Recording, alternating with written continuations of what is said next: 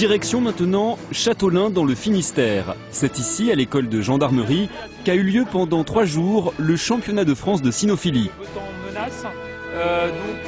Les caméras de 30 millions d'amis ont débarqué le 2e jour de la compétition.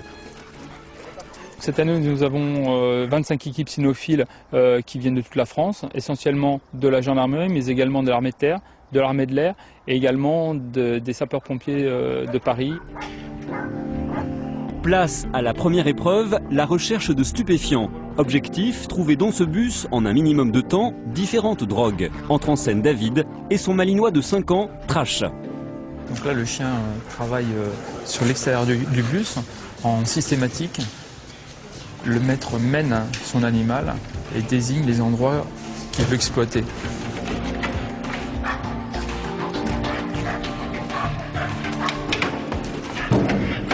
Tu peux continuer. Donc là, c'était de l'héroïne. Le chien ne voit pas la différence entre la mission et la mission et la compétition et le jeu et le lit. De toute façon, tout est basé sur le jeu. Le chien, dans sa tête, il n'est pas en compétition, il est au travail. La première cache a été trouvée, mais pas de temps à perdre, il y a d'autres produits stupéfiants à découvrir. Et vous allez le voir, notre duo est très efficace.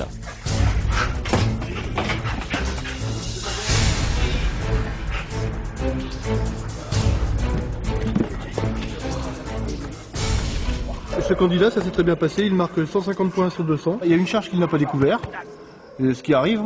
Et les 2 premiers, c'était très bien. Très bon travail du chien, bonne fixation, bon marquage, donc bonne récompense, donc super travail.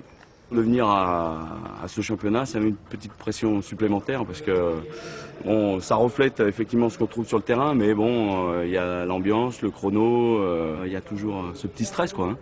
Mais bon, ça se passe dans une super ambiance et donc c'est parfait, quoi. Hein. Il n'y a pas de souci. Et puis bon, on va continuer parce que c'est pas fini encore. Voilà. Autre épreuve, probablement la plus dantesque, le biathlon canin. Échauffement avant le départ.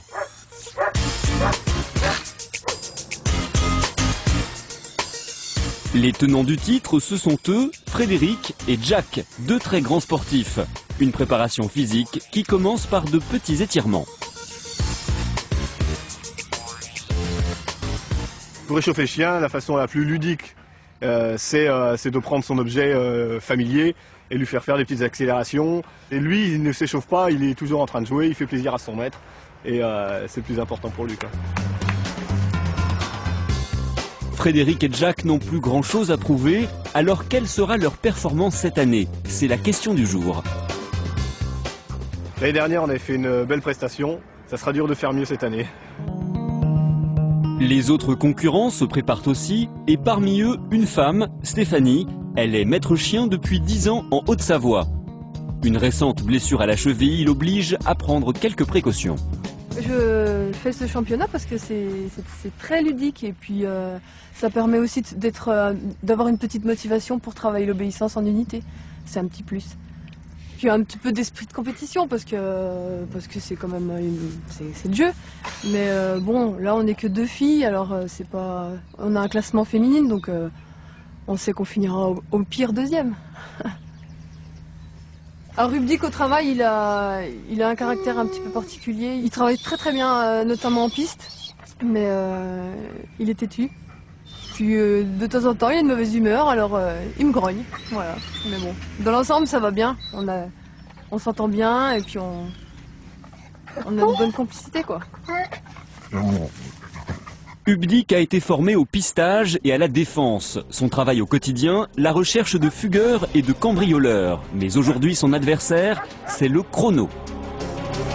Nous voici sur la ligne de départ. Les premiers concurrents vont bientôt partir.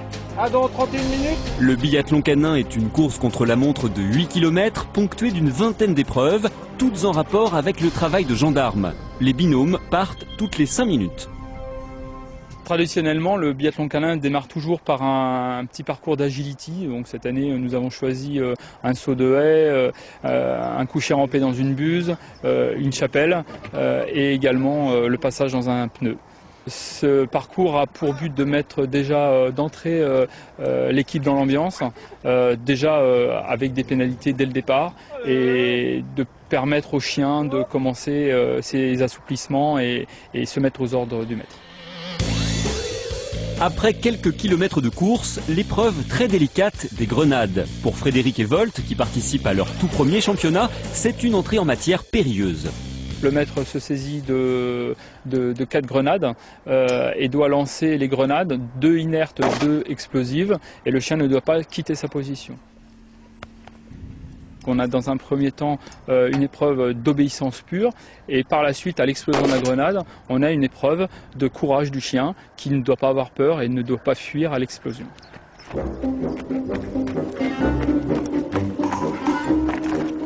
Cette épreuve peut faire sourire car il est très rare qu'un gendarme utilise une brouette lors de ses interventions, mais c'est en fait un moyen de noter l'obéissance du chien. Le parcours de la brouette est un peu saugrenu.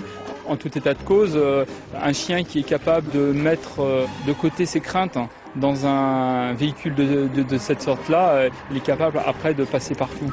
Donc c'est simplement une idée de cohésion de l'équipe. C'est bon, pas de faute. Allez, 3, 2, Tenants du titre, Frédéric et Jack sont l'équipe à battre. Du coup, ils sont sous pression. Premier obstacle et première petite faute, 30 secondes de pénalité.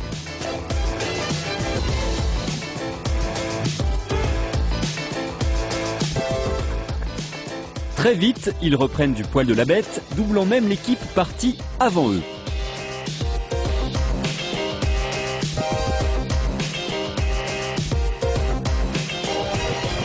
En sous-bois, plusieurs obstacles les attendent. L'atelier de dessous-dessus est là essentiellement pour casser le rythme physique de l'équipe. Le maître vient déjà de parcourir plusieurs kilomètres, il est essoufflé et il doit casser son rythme, s'accroupir, ramper, passer dessus une branche et repasser sur une branche. L'objectif, c'est de casser le rythme physique. Le ramper dans la boue a le même objectif que le dessous-dessus. Il y a en plus l'intérêt de rafraîchir le chien lors de l'épreuve. Le chien montant très vite en température et étant très sensible à la chaleur, il est impératif de faire des parcours dans l'eau et pourquoi pas faire passer le maître aussi pour la cohésion de l'équipe. Pour le chien, le parcours de biathlon canin n'est qu'un footing, ni plus ni moins, ponctué de surprises, d'ateliers, et ça c'est très ludique pour lui. Le chien est un animal qui s'adapte relativement vite aux choses, et passé la surprise des premiers instants, le chien il se met très vite dans le bain finalement.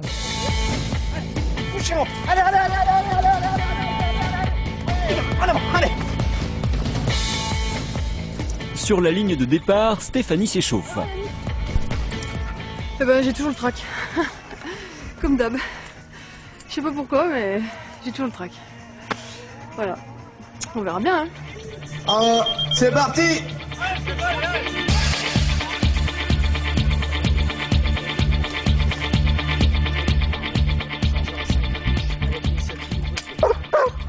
Le tir est une épreuve difficile parce que le maître vient déjà de parcourir environ 2 km. Il est déjà fatigué, enfin, il est déjà essoufflé et il doit au contraire s'imposer un calme de façon à faire le meilleur tir de précision possible.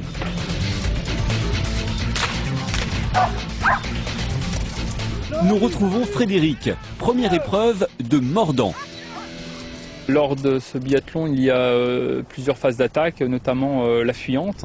L'équipe se présente dans une zone délimitée par le juge. Face au chien, un homme d'attaque qui fuit et le maître ordonne à son chien d'attaquer. Il doit partir rattraper l'homme qui prend la fuite.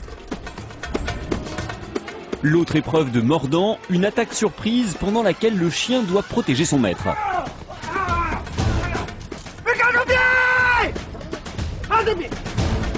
Épreuve réussie, la ligne d'arrivée n'est plus très loin.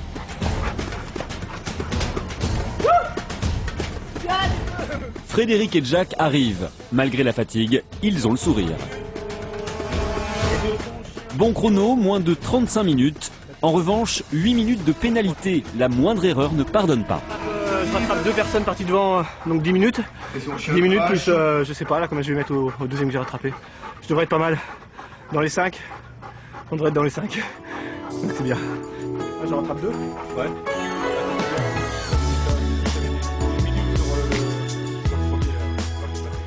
Alors, quel est le secret de la réussite?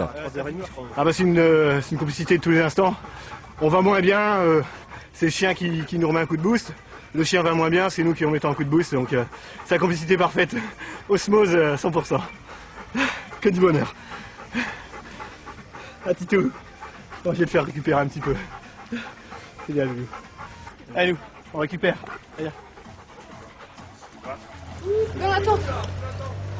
Quant à Stéphanie et Hubdik, ils affichent 50 minutes au chrono et plus de 20 minutes de pénalité. Bah, le parcours s'est bien passé, mais il est dur. Et malgré les apparences, il fait chaud. Alors pour moi, le tir, c'est la misère parce qu'il me saute dessus, il veut pas rester en place. Pour lui, tir égale mordant, alors il me saute dessus, il cherche partout l'homme d'attaque et puis et ben là, c'est une cible, alors il devrait pas bouger. Et puis les grenades aussi. Quand elle pète, et ben hop, il veut y aller. Donc là, il a pas mal bougé. Ouais. C'est là qu'on voit qu'il faut encore travailler tous les jours. C'est jamais acquis. Hein. Ah bon. T'as bien travaillé.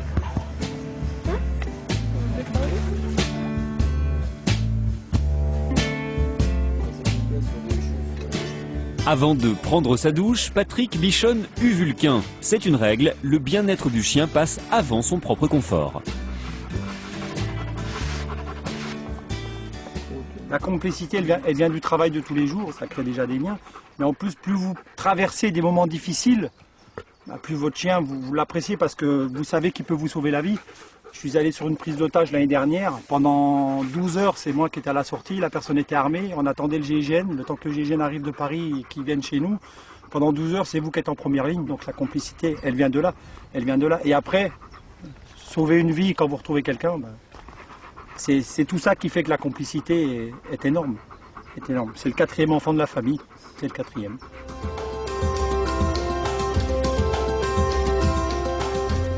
C'est l'heure de la remise des trophées. Première récompense, meilleur tireur.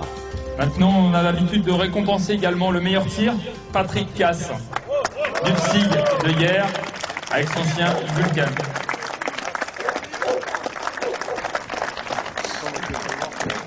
Quand on monte sur le podium, on pense forcément au chien parce que c'est un travail d'équipe. Même si le tir, c'est plus le maître, le chien ne bouge pas. Donc il faut qu'il soit capable de rester à côté de moi pendant que je tire. Et le fait qu'il ne me gêne pas me permet d'effectuer un bon tir. C'est toute manière, tout est réalisé grâce au calme du chien et à l'obéissance que le chien il a.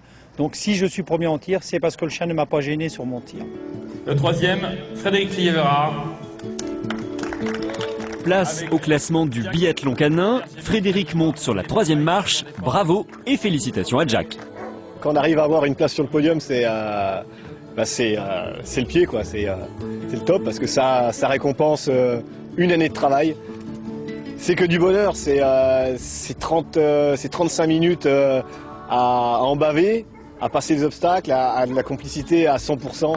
C'est ça, quoi. C'est la vie de maître de chien, c'est la complicité avec son chien.